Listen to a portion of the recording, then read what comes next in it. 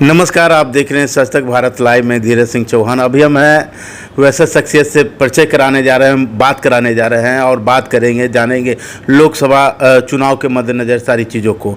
सबसे खास बात मैं बता दूं कि बाढ़ जिला संगठन के पंचायती राज प्रकोष्ठ के जिला अध्यक्ष माननीय राजेश कुमार उर्फ ललन बाबू हैं और यह लगातार लोगों के जन कल्याण में लगे हुए हैं। इसी का इनकी मेहनताना मिला है और लोगों ने काफ़ी जोश खरोश के साथ इनको रीना ललन सिंह को यहाँ पे विद्यपुर नरौली पंचायत का मुखिया भी बनाया है। लगातार लोगों का यहाँ पर जमावड़ा लगा रहता है, लोगों की बातों को सुनी जाती है, हर समस्या को दूर किया जाता है। अभी सुबह सुबह हमने आया तो देखा कि कई बीजेपी के कार्यकर्ता भी आए, कई अन्य दल के भी कार्यकर्ता आए और आकर इनसे राय मशवरा ले रहे थे, चुनाव के बारे में चर्चा कर रहे थे। कहा यह जा रहा है कि जब से नरौली में इनका विशेष रूप में आगमन हुआ है तब से नरौली और ख़ास करके पटना साहिब और बाढ़ विधानसभा के ऊपर भी इसका छटाक पड़ रहा है। तमाम चीज़ों को लेकर चलिए हम बात करेंगे ललन बाबू से। सर, हमारे चैनल में स्वागत है। धन्यवाद आपका भी बहुत बहुत स्वागत है। सर, चुनाव की सरगर्मी तेज है, बस 1 तारीख को चुनाव होना है, 7वें चरण की चुनाव है। तो 7वें चरण की चुनाव में क्या लग रहा है सर कि एनडीए गठबंधन और इंडिया गठबंधन दोनों अपने अपने घोषणा पत्र में यह डाल रही है कि हम 400 पार हैं, हम 400 पार हैं।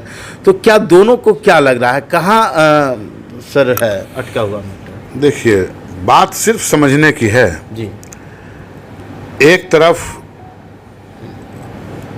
एनडीए का नारा है 400 पार का, जी ठीक है, और एक तरफ इंडिया जिसके साथ में कांग्रेस, जी, जो ऐसी एक पार्टी है कि विपक्ष के लायक भी आंकड़े लोकसभा में नहीं थे उनके। जी।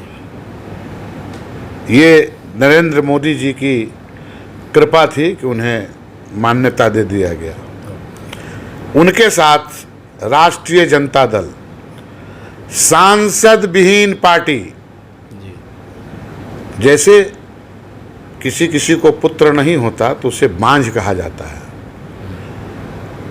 तो वो तो मैं नहीं बोलूंगा, लेकिन सांसद विहीन आज के डेट में जिसका एक भी सांसद न हो, वो इतनी बड़ी बड़ी बातें करे, तो इससे बेशर्मी से घोषणा पत्र में कई ऐसे घोषणाएं हैं जो कि लुभावना घोषणा है, जैसे 1 लाख रुपया सालाना महिलाओं को देना और 1 करोड़ नौकरी देना। तमाम ऐसे घोषणाएं हैं जिससे क्या लग रहा है? धीरज जी, आप तो बहुत अनुभवी और बहुत वरिष्ठ पत्रकार हैं। मैंने क्या कहा कि जिस पार्टी के पास लोकसभा में विपक्ष के लायक आंकड़े न हो, जिस पार्टी के साथ सांसद विहीन का चस्पा लेवल चिपका हुआ हो, जिसका एक भी सांसद न हो, तो उन्हें घोषणाएं करने में ऐसे बेशर्मी का कोई वो है क्या? वो तो कुछ भी घोषणा कर सकते हैं, वो तो सपने में भी भारत को दान कर देंगे। जिनका गढ़ आरजेडी का खास करके गढ़ माना जाता था दियारा क्षेत्र, तो दियारा क्षेत्र को गढ़ को तोड़ने में आप सफल दिख रहे हैं, क्योंकि कल के डेट में चिराग पासवान जी आए, मोहन यादव जी आए। तो क्या लग रहा है कि आपकी नज़र दियारा क्षेत्र में आरजेडी के समर्थकों के ऊपर है क्या सर? नहीं, हमारे किसी समर्थक के ऊपर नहीं है। मैंने पहले कहा है, बार बार कहता हूँ कि ये रंगे हुए भेड़िया हैं जो समय समय पर भेष बदल के अवतरित होते हैं, और जनता, देवतुल्य जनता भारत की ये चीज़ समझ गई है, बिहार की जनता ये चीज़ समझ गई है कि मेरा भला किसमें है। अगर किसी एक प्रत्याशी कोई बढ़ता है तो रोहिणी यादव का चुनाव होता है, कोई और यादव फैमिली से रोहिणी यादव से काबिल नहीं है। उन्हें इसलिए टिकट दिया जाता है कि वो लालू यादव को किडनी दान करती हैं। तो ऐसी पार्टियों से लोगों का भरोसा, विश्वास बहुत दिन तक लोगों ने देखा। अब वो समझ रहे हैं कि भारतीय जनता पार्टी और एनडीए ही बिहार का कल्याण कर सकती है। डबल इंजन की सरकार से ही यहाँ कोई बिहार का भला हो सकता है। अब ये बाप बेटे, माँ बेटे, भाई बहन, ये सब परिवारवादी पार्टियां से अब जनता उठ चुकी है। यहाँ पे प्रत्याशी जो हैं अंशुल जी हैं, कांग्रेस के प्रत्याशी हैं। हमने देखा कि पहले शुरुआती दौर में उनकी जो पोस्टर बैनर जो आ रहा था उसमें विशेष जाति सूचक चीज़ों को नहीं लिखा गया था, लेकिन अब लास्ट में कुशवाहा जोड़ दिया गया है। इससे कितना फ़ायदा उनको हो रहा है सर? देखिए, ये तो वो जानेंगे। मैंने पहले भी कहा है कि भारतीय जनता पार्टी जात की राजनीति नहीं करती। भारतीय जनता पार्टी सबका साथ, सबका विकास और सबका विश्वास की बात करती है और उसी एजेंडे पे काम करती है। अगर कोई योजना बनाती है तो मुस्लिमों के लिए भी होता है, जैनियों के लिए भी होता है, सिख भाइयों के लिए भी होता है, ईसाइयों के लिए भी होता है और सनातनियों के लिए भी होता है। उसमें कहीं कोई भेदभाव नहीं है। ये जाति विशेष को उभार कर ये समाज के, भारत की संस्कृति को और हिंदुत्व को, सनातन को बर्बाद करना चाहते हैं। इनका एजेंडा और कुछ नहीं है। इनका एजेंडा भारत से सनातन मिटाने वालों के साथ खड़ा होना और उस साजिश में शामिल हैं। और ये आज के डेट में, आज की तारीख में भारत की जनता ये चीज़ समझ चुकी है।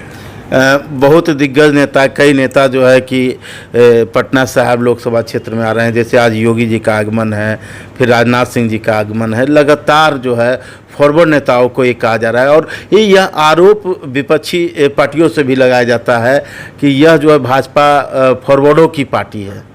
ये कहाँ तक के क्या है सर? कल जो दियारा में कार्यक्रम था, मोहन यादव जी, माननीय चिराग पासवान जी फॉरवर्ड, एक अति पिछड़ा, एक पिछड़ा परिवार से। तो आप क्या दिखाना चाह रहे हैं कि आपके पार्टी में जो है सबका स्थान सुनिश्चित? बिल्कुल, हमारी पार्टी में जितना SC ST भाइयों का, अति पिछड़े भाइयों का, पिछड़े वर्ग का सम्मान, कहा ना कि सबका साथ सबका विकास। हमारी पार्टी में जात के आधार पे कोई काम नहीं होता। अच्छा, रविशंकर प्रसाद जी का कई जगहों पर विरोध भी रहा है, लेकिन फिर अब वो तमाम विरोध ठंडा भी हो गया। अब पुल के नाम पर, कहीं कुछ के नाम पर छोटी छोटी राजनीति हो रही है। इसको आप क्या कहेंगे चुनाव के समय में जो हो रहा है सर? देखिए, कुछ दुकानदार का दुकान जब चलता नहीं है, अस्थाई दुकान, तो वो खोमचा में लेके सामान बेचने लगता है।